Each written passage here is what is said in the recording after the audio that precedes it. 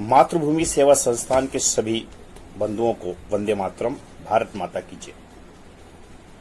मातृभूमि सेवा संस्थान, जिसका उद्देश्य देश के उन तमाम वीर और वीरांगनाओं की गाथाओं से आप सबको जोड़ने का प्रयास है, जिन्होंने मां भारती की सेवा करते हुए अपने आप को देश की बलिवेदी पर समर्पित कर दिया। गुलामी की जंजीरों से जकड़ी भारत माता को आजादी का राज तक लगाने को मां भारती के वीर रणबांकुरे लालायित थे, उनकी भुजाएं फड़क रही थी। अंग्रेजों के विरुद्ध कई वीर जवानों ने आजादी की लड़ाई छेड़ रखी थी। अपना जीवन मां भारती के चरणों में समर्पित कर रखा था तथा वो चाहते थे कि भले ही हमारा जीवन आजादी की इस बलिवेदी पर स्वाह हो जाए, होम हो जाए, लेकिन मां भारती की गुलामी की दास्ता से मुक्त हो। इसके लिए उन्होंने विभिन्न आंदोलनों के माध्यम से आजादी की लड़ाई छेड़ रखी थी और उन्हीं आंदोलनों में से एक आंदोलन था अंग्रेजों भारत छोड़ो, यानी अंग्रेजों को सीधी चुनौती आर या पार की लड़ाई के लिए 8 अगस्त 1942 को मुंबई के अखिल भारतीय कांग्रेस महाधिवेशन में गांधी जी के नेतृत्व में एक प्रस्ताव पारित किया गया, भारत छोड़ो आंदोलन। इस प्रस्ताव को अंग्रेजों को भारत छोड़ने के लिए मजबूर करने के लिए संपूर्ण भारत को जोड़कर विशाल स्तर पर इस आंदोलन की रूपरेखा तय की गई। यह अंग्रेजों के विरुद्ध सामूहिक अवज्ञा आंदोलन था, करो या मरो, यानी स्वतंत्रता प्राप्ति के लिए संघर्ष। इस आंदोलन का यह प्रभाव पड़ा कि संपूर्ण देश अंग्रेजों के विरुद्ध उठ खड़ा हुआ। सरकारी संपत्तियों को नुकसान हुआ, रेलवे में नुकसान हुआ, दूरभाष सरकारी भवनों में हिंसा हुई, तोड़फोड़ हुई, अंग्रेजी सत्ता हिल उठी। उन्होंने इसके लिए गांधी जी को सीधे तौर पर उत्तरदायी ठहराया तथा उन्हें गिरफ्तार कर लिया, कांग्रेस पर प्रतिबंध लगा दिया। लेकिन देशवासी कहां मानने वाले थे।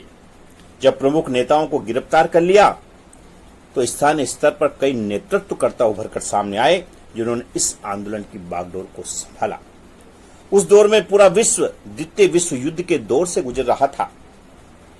यह भारतीय स्वतंत्रता के पूर्व का विशाल बड़ा आंदोलन था और इस आंदोलन से अंग्रेजों की जड़ें हिल गई थी। भारतवासियों ने एकजुटता का परिचय दिया। आंदोलन को अगस्त क्रांति के नाम से भी जाना जाता है। इस आंदोलन का लक्ष्य भारत से ब्रिटिश साम्राज्य को समाप्त करना था।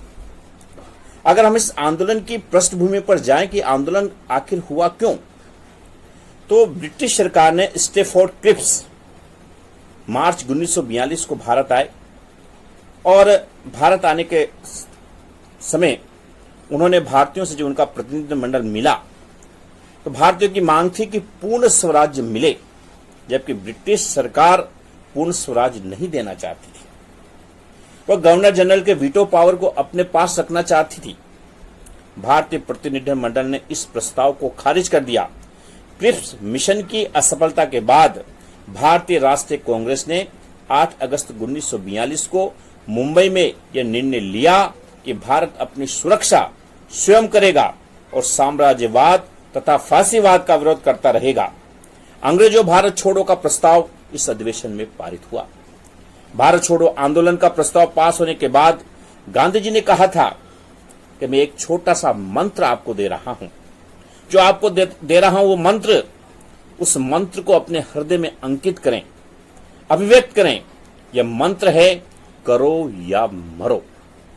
अपने इस प्रयास में हम या तो स्वतंत्र होंगे या फिर जान दे देंगे।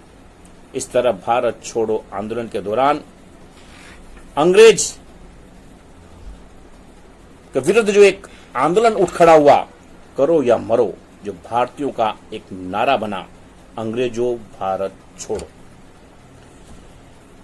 जिस रात को यह प्रस्ताव पारित हुआ 8 अगस्त 1942 को, उसी रात अंग्रेजों ने ऑपरेशन जीरो पावर प्रारंभ किया।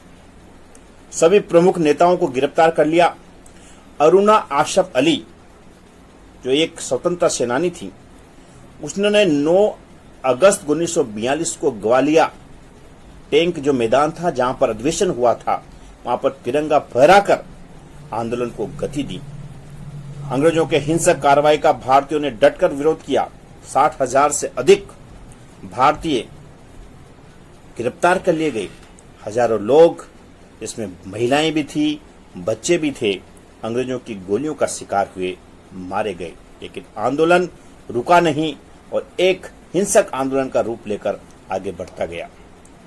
1942 के इस आंदोलन ने संपूर्ण देश में एक अलग जगह, एक करवट ली, एकजुटता का परिचय दिया।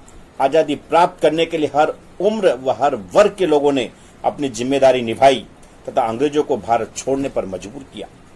यह आंदोलन व्यापक स्तर पर था। इसमें किसानों ने, जमींदारों ने, व्यापारियों ने, सभी ने सहयोग किया।